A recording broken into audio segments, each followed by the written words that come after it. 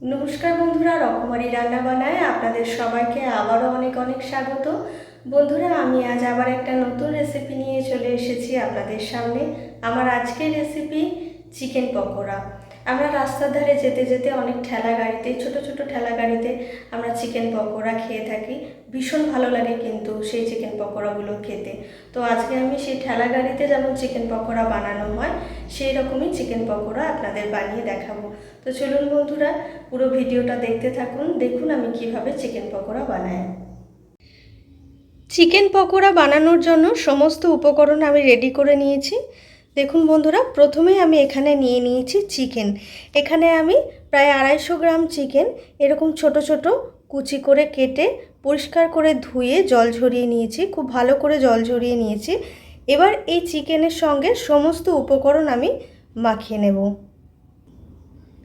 প্রথমেই আমি চিকেনের মধ্যে দিয়ে দিচ্ছি পেঁয়াজ কুচি।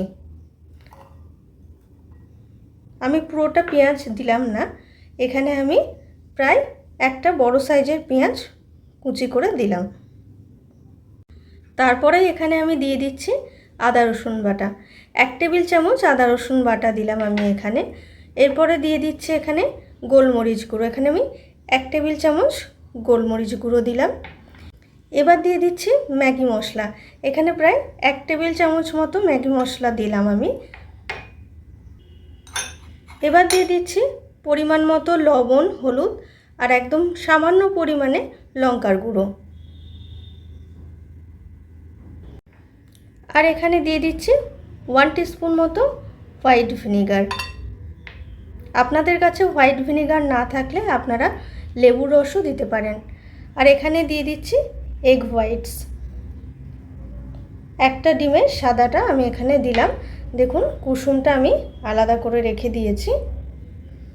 আর এখানে দিয়ে দেব প্রায় 3 টেবিল চামচ মতো কর্নফ্লোর। পুরোটাই দিলাম।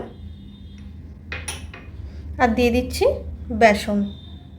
বেসন পুরোটা দেব না, হাফটা দেবো। এখানে প্রায় আমি 1.5 টেবিল চামচ মতো বেসন দিলাম। এবার সমস্ত উপকরণের সঙ্গে আমি চিকেনটা খুব ভালোভাবে মাখিয়ে নেব।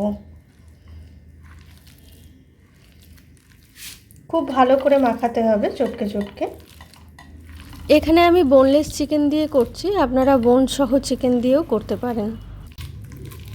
সমস্ত উপকরণের সঙ্গে খুব ভালোভাবে চিকেনটা আমি মাখিয়ে নিচ্ছি।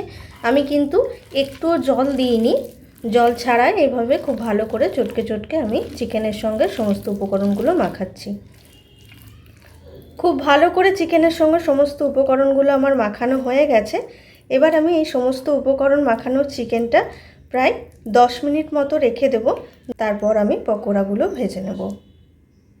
ফ্লেম অন করে আমি কড়াই গরম করে নিয়েছি। এবার কড়াইয়ের মধ্যে দিয়ে দিচ্ছি পরিমাণ মতো সাদা তেল। তেলটা আমি খুব ভালো করে গরম করে নেব। তেলটা খুব ভালো করে গরম করে নিয়েছি। এবার চিকেনের পকোড়াগুলো এক এক করে তেলের মধ্যে ছেড়ে দিচ্ছি। এরকম গোল গোল আকার করে নিয়ে আমি চিকেনের পকোড়াগুলো ভাজছি। আপনারা আপনাদের পছন্দ মতো শেপ দিতে পারেন। মিডিয়াম টু হাই ফ্লেমে আমি চিকেন পকোড়াগুলোকে খুব লাল লাল করে ভেজে নেব।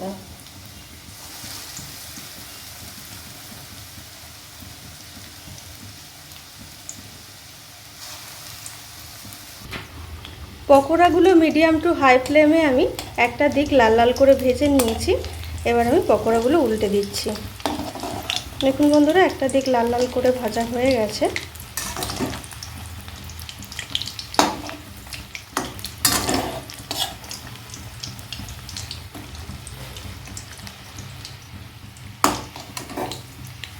একটু সময় নিয়ে মিডিয়াম ফ্লেমে ভাজলে ভেতরটাও খুব ভালো করে কুক হয়ে যাবে, সেই জন্য আমি মিডিয়াম ফ্লেমেই ভাজছি। সব পকোড়াগুলো আমি উল্টে দিলাম। আবারও আমি মিডিয়াম ফ্লেমে উল্টো দিকটা লাল লাল করে ভেজে নেব।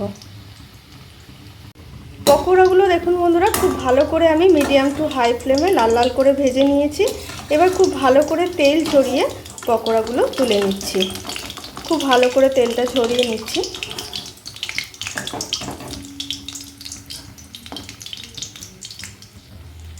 দেখুন বন্ধুরা, তেলটা খুব ভালো করে ঝরিয়ে নিয়েছি, আর আমি খুব কম পরিমাণেই তেল দিয়েছিলাম।